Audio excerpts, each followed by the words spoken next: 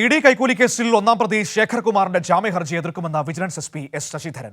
ഇടനിലക്കാരും ED ഉദ്യോഗസ്ഥരും തമ്മിലുള്ള ബന്ധത്തിന്റെ കൂടുതൽ തെളിവുകൾ ശേഖരിക്കുന്നുവെന്നും 3 പ്രതികൾക്ക് ജാമ്യം ലഭിച്ചത് തിരിച്ചടിയല്ലെന്നും വിജിലൻസ് എസ് പി ശശിധരൻ പറഞ്ഞു.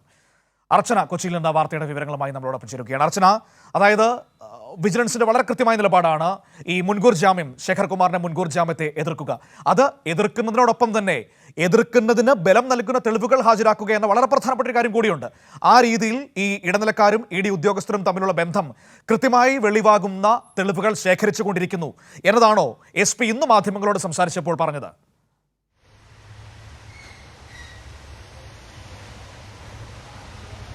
മനോ, തീർച്ചയായും ഈ ഇ ഡി ഉദ്യോഗസ്ഥനെ വിളിപ്പിക്കുന്ന ഉൾപ്പെടെയുള്ള നടപടികളാണ് ഇനി പ്രധാനമായും ഉള്ളത്. ഇതിനായി ഏറ്റവും പ്രധാനമായും ഇപ്പോൾ വിജിലൻസ് ചെയ്യുന്നത് ഡിജിറ്റൽ തെളിവുകൾ പരമാവധി ശേഖരിക്കുക എന്നതാണ്. ഇതിന്റെ അടിസ്ഥാനത്തിലായിരിക്കും ഇയാളെ വിളിച്ച്, അതായത് മുഖ്യപ്രതിയാണ് കേസിലെ ശേഖർ കുമാർ, ഇയാളെ വിളിച്ച് ചോദ്യം ചെയ്യുക. അതിൽ പ്രധാനമായും ഈ ഇടനിലക്കാരും ഒപ്പം ഇ ഡി ഉദ്യോഗസ്ഥനും തമ്മിലുള്ള ബന്ധവുമായി ബന്ധപ്പെട്ടുള്ള തെളിവുകൾ അത് പ്രധാനമായും ശേഖരിക്കുന്നു, അത് പരിശോധിക്കുന്നു. അതിനുശേഷമായിരിക്കും ഇയാളെ വിളിപ്പിച്ച് ചോദ്യം ചെയ്യുക. ഏകദേശം 3 ദിവസത്തിനുള്ളിൽ ഈ ഡിജിറ്റൽ തെളിവ് ശേഖരണം പൂർത്തിയാകും. അതിനുശേഷം ഇയാളെ വീണ്ടും ചോദ്യം ചെയ്യും. അതേസമയം തന്നെ ഈ മറ്റു പ്രതികൾ, കേസിൽ നേരത്തെ ജാമ്യം ലഭിച്ച 2 മുതൽ 4 വരെയുള്ള പ്രതികളെ ചോദ്യം ചെയ്തു വരികയാണ്. അവർ അന്വേഷണത്തിനോട് സഹകരിക്കുന്നില്ല എന്നുകൂടി വിജിലൻസ് എസ് പി മാധ്യമങ്ങളോട് പ്രതികരിക്കുകയുണ്ടായി. കാരണം വിജിലൻസ് ഈ പ്രധാനമായും ഉപാധികളോടെയാണ് ഇവർക്ക് ജാമ്യം അനുവദിച്ചത്. കൃത്യമായ അന്വേഷണത്തോട് സഹകരിക്കണമെന്ന എല്ലാം തന്നെ ഈ ജാമ്യ ഉപാധികളിൽ കർശനമായി പറയുകയും ചെയ്തിരുന്നു. എന്നാൽ പൂർണ്ണമായും അന്വേഷണത്തിനോട് സഹകരിക്കുന്നില്ല എന്ന നിലപാടാണ് അവർ ഇപ്പോൾ കൈക്കൊള്ളതെന്നാണ് വിജിലൻസ് വ്യക്തമാക്കുകയും ചെയ്യുന്നത്. അതേസമയം തന്നെ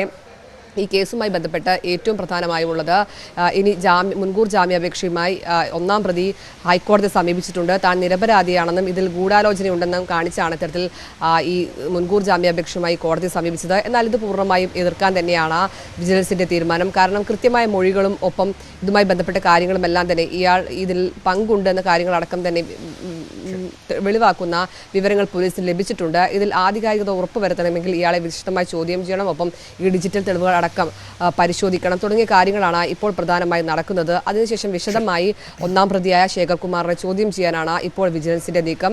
എന്തായാലും ഇതുമായി ബന്ധപ്പെട്ട് ഇന്നും ഈ പ്രതികളെ, അതായത് ജാമ്യത്തിലുള്ള പ്രതികളെ ഇന്നും കോടതിയിൽ ഹാജരാക്കും. പ്രധാനമായും ഈ അവരുടെ കൈയക്ഷരമടക്കം പരിശോധിക്കുന്ന കാര്യങ്ങളാണ് ഇന്ന് നടക്കുന്നത്. അതിൽ ഇത്തരത്തിൽ ഡയറിയിൽ നിന്നും പ്രധാനപ്പെട്ട വിവരങ്ങളെല്ലാം തന്നെ വിജിലൻസിന് ലഭിച്ചിട്ടുണ്ട്. ഇതെല്ലാം തന്നെ പരിശോധിക്കാൻ വേണ്ടിയാണ് ഇത്തരത്തിൽ കൈയക്ഷരം പരിശോധിക്കുന്ന നടപടിയിലേക്ക് ഇപ്പോൾ കടക്കുന്നത്. ഇന്നും അവരെ ചോദ്യം ചെയ്യുന്ന നടപടികൾ ഉണ്ടാകും. വരും ദിവസങ്ങളിൽ, അതായത് 3 ദിവസത്തിനുള്ളിൽ ഈ തെളിവ് ശേഖരണം പൂർത്തിയാകും. ശേഷം ഇവരെ വിശദമായി ചോദ്യം ചെയ്യും. മനു, ഓക്കെ, താങ്ക് യു അർച്ചന, കൊച്ചിയിൽ നിന്ന് വിവരങ്ങൾ നൽകിയത്.